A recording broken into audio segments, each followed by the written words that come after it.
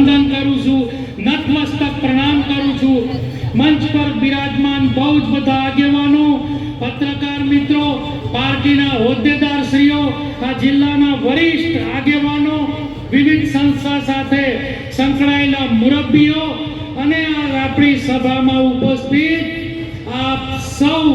આજે હું પહેલી વાર જોઈ રહ્યો છું કે ખૂબ બધા 20 વર્ષથી લઈ અને 25 વર્ષ સુધીના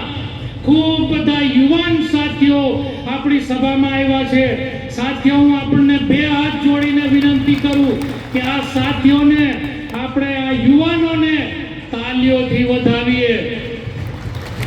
અને આપણે બધા અહીંયા બે કામ માટે ભેગા થયા છે અને એક તે પૈકીનું એક કામ કે રાજ્યની ભારતીય જનતા પાર્ટીની સરકાર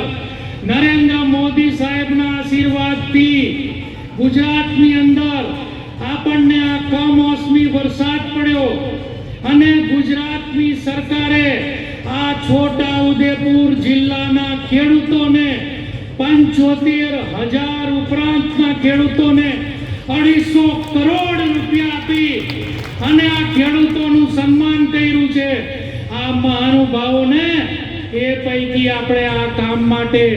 આપણે આ સાથીઓ, આપણા નેતાઓનું અને સરકારનું અહીંયા અભિવાદન કરવા આવ્યા છે। અને સાથે આપણે બીજા એ કામે પણ આવ્યા છે કે આપણે ખૂબ આશાઓ લઈને આવ્યા છે। આપણે છોટાઉદેપુર જિલ્લા માટે સપનાઓ લઈને આવ્યા છે અને સપનાઓ આપણા નેતાઓ સામે આપણે મૂકીએ છીએ અને મને શ્રદ્ધા અને વિશ્વાસ છે આવનારા દિવસોની અંદર, આવનારા સમયની અંદર આપણા કેબિનેટ મંત્રી આદરણીય નરેશભાઈ પટેલ સાહેબ અને આપણા ખૂબ અનુભવી આપણા આગેવાન આદરણીય ગણપતભાઈ વસાવા છોટાઉદેપુર જિલ્લાને આગામી દિવસોમાં શિક્ષણની દ્રષ્ટિએ, આરોગ્યની દ્રષ્ટિએ, રોજગારીની દ્રષ્ટિએ, પીવાના પાણીની દ્રષ્ટિએ અને આપણે જે બધા સપનું જોઈએ છે કે છોટાઉદેપુર જિલ્લાને નર્મદા યોજના સહિત સિંચાઈનું પાણી મળે અને વિવિધ આપણી નદીઓ, આપણા કોતરો ઉપર કરોડો રૂપિયાના ચેક ડેમો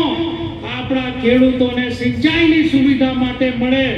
એવા સપના સાથે આવેલા આપણે સૌને હું શ્રદ્ધા અને વિશ્વાસ સાથે કહી શકું છું કે ગુજરાતની ભારતીય જનતા પાર્ટીની ભૂપેન્દ્રભાઈની સરકાર અને આપણા વડાપ્રધાન આદરણીય નરેન્દ્રભાઈ મોદીની દિલ્હીમાં બિરાજમાન સરકાર છોટાઉદેપુરને અનેક યોજનાઓ આપી અને આગામી દિવસોમાં ગુજરાતના 15 જિલ્લા પૈકી છોટાઉદેપુરને આગળ પડતો જિલ્લો બનાવવા માટે અને આપણા યુવાનોના સપના પૂરા કરવા માટે જરૂર અનેક પ્રકારની યોજનાઓ આપવાના છે અને આપણા મહાનુભાવોના ભાષણમાં આપણને આ સાંભળવા મળશે। એટલે આ તકે ખૂબ લાંબી વાત નહીં કરતા આપ સૌને પુનઃ પ્રણામ કરી